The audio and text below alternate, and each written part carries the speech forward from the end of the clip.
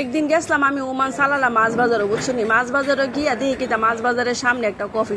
Coffee শপটা দেখে মানে সার দোয়ানারি, আমরা যেটা কই সার দোয়ানি রয়েছে কফির দোয়ানারি, কফির দোয়ান দেখে আমি কই ওমায় গতলা সুন্দর কফির দোয়ানে এনে কেটা দিয়ে রাখছে, কেলিকা দিয়ে রাখছে। এখন আপনারা বাইরে কইতাছে ওমা ইটা হয়েছে কি জানো নি, এখানে বয়ে বিয়া মাইসে কফি হাইয়া হাইয়া শরীরের মধ্যে শক্তি করে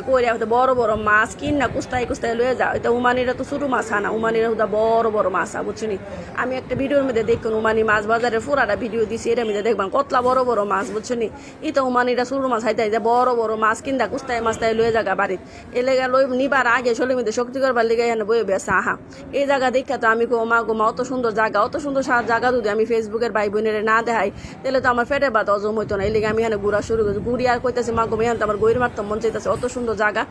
অত সুন্দর বিদেশে জায়গা গেলে কতলা সুন্দর হইতো। আমরা দেশে কি দোষ করছি না কিতা আমি চিন্তা করতেছি, কালকার থেকে আমরা দেশ পরিষ্কার করা শুরু করে দিব, কারণ আমরা দেশও সুন্দর থাকবো, এরা তো শুধু একলো সুন্দর থাকতো গেলে হালি মাসে দেশে সুনাম করতাম, আমরা দেশ সুন্দর করলে কি দোষ হইব না কিতা।